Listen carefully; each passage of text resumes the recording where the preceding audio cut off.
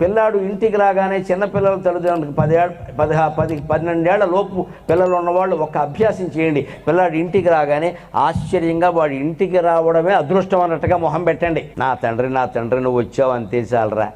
అమ్మ ఇవాళ బళ్ళో ఏం జరిగిందంటే ఏం జరిగిందిరా అని చెప్పేసి భారతంలో రామాయణంలో ఘట్టం విన్నంత ఆసక్తిగా వినాలి. చెప్పావులే సోది ట్యూషన్కి వెళ్ళిపో అనకూడదు.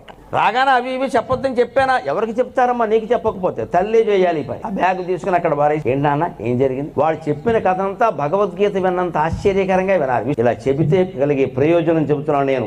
చిన్నప్పుడు వాడు చెప్పిందల్లా మనం వింటే వాడు పెద్దయ్యాక మనం చెప్పినట్టే వింటాడమ్మా. మా అమ్మ నేను ఏం చెప్తే అది వింది, పెద్దయ్యాక అర్థమవుతుంది నేను చెప్పిందా సోది తప్పితే ఏం లేదని. అయినా మా అమ్మ ఓపికగా ఉంది. మా నాన్నగారు పెద్ద ఆఫీసర్, ఆయన కూడా ఒళ్ళో కూర్చోపెట్టుకుని దశరథ మహారాజు రాముడు కబుర్లు విన్నట్టుగా విన్నాడు. మా నాన్న ఎంత గొప్పవాడు అని ఆయన కూడా అలాగే ఉంటాడండి. ఎందుకింత అద్భుతమైన వ్యవస్థను మనం కోల్పోతున్నాం? దీనికి రూపాయి ఖర్చు లేదే.